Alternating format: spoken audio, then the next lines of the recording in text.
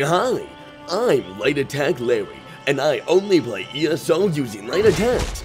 I've been told I suck on numerous occasions, so today I am changing my name to Heavy Attack Harry. I bet y'all weren't expecting a heavy attack, you pathetic. Welcome everybody to a video today to teach you all how to— I can't do it. Hold on there, you Elderberry, total waste of space. I haven't even gotten to the video part yet. Okay. Today, we're gonna learn the basics of beating the tar out of your enemies 101. Honestly, there are so many people that think this when playing ESO. Wrecking blow spam is life! Yeah, that's a bit of a problem. There are a number of great techniques that will help you become an expert at combat. So let's begin with light and heavy attack weaving. Many people actually just stop using light and heavy attacks altogether when they have a full bar of abilities with the thought that light and heavy attacks barely do any damage compared to my mighty gems. And they'd be wrong! And kind of right. An art that you want to master is a simple light and heavy attack weave in between certain attacks. Doing this not only fills the gap time between ability attacks, but also regains you resources. That's impossible! You heard me right. You may wonder why your teammates always seem to have enough stamina to literally roll dodge to the moon and back. Why did I come to this empty land? It's because they simply add a light or heavy attack in between certain abilities. Light attacks steal a bit of resources back, whereas heavy attacks a lot more. Next up, buffing. Buffing, not Buffy. Get it right. This is where you give yourself steroids to help you win things. One of the best examples for a good buff would be Rally on the two-handed bar. Notice how it says gives you major brutality along with the heals? Yes, that, my friends, is a buff. Please remember that buffs may include side effects of stamina, magicka, damage, crit, speed, evasion, health, dying, death, and sadness. But you need to remember the timing on buffs, when to renew them, and letting them make an impact on your build.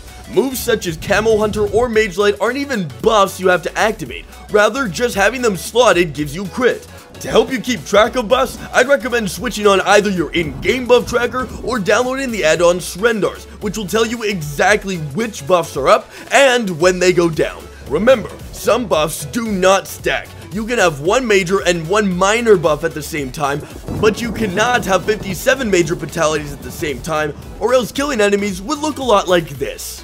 How does it feel to be weak, Preston? Next up is attacking techniques. I'm gonna try to sum this up as best as possible. When attacking, you need to focus on a few aspects of the battlefield, either a single target, multiple targets, also known as AoE, and dots. Let's take a move like Wrecking Blow for example, because it's the best move in the entire game. It affects a single target with massive damage, but what happens when you're surrounded by enemies? You'll want to move like Arrow Barrage, Steel Tornado, or Impulse, affecting multiple targets so that both Frederick and Charleston get their daily beating at the same time. Finally, the last thing is dots, damage over time. This could be things like flame damage, poison, disease, frost, or Dippin' Dots because they freeze your brain.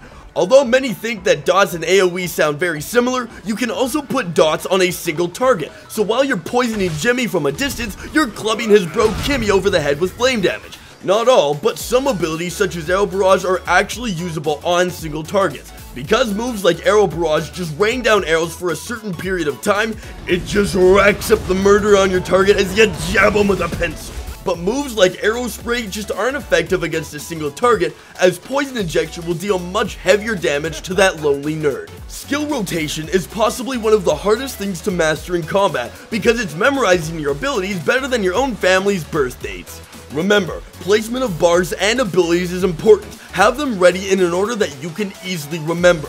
For example, on your bar with the most buffs, place them in the way that has them spanning from the ability with the largest time duration to the least. That way, you'll always know exactly which move to refresh as it runs out.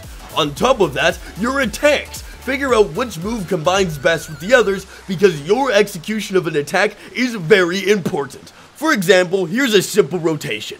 Visualize your nerd, plan to attack him, then use your buffs. When you're finally fully buffed up, pop off Caltrops and an Arrow Barrage, slowing them down and damaging the enemy over time. Use a Shadowy to guarantee that the next attack is a crit, which will then be Ambush, which then gives you Empowered to your next move, which will be a surprise attack. Rinse and repeat. Just remember to keep your buffs up and your damage over time abilities reign in the pain. Finally, dodging and shielding. Obviously not everyone has enough stamina to roll dodge everywhere like some nerds do. But let's quickly talk about when you should shield and when you should roll dodge. Yes, roll dodging does cost more than blocking, but they both have their moments. Not only does it almost half your incoming damage, if you see an enemy charging up, shield. It actually gives you the chance to set them off balance and then strike them down. Roll dodging is mostly used in cases to escape massive attacks, to roll out of stuns or crowd controls, or escape the Red Ring of Death. Anyways, I hope you've all learned some valuable lessons today, children, in the basics of combat. Yes, Mr. Kevduit, What have we learned? that killing you is easy. Why, you little punk, I mean, anyways, thank you all so much for watching. But remember that there is one way that you can master every combat technique within seconds and solo every boss, and that is...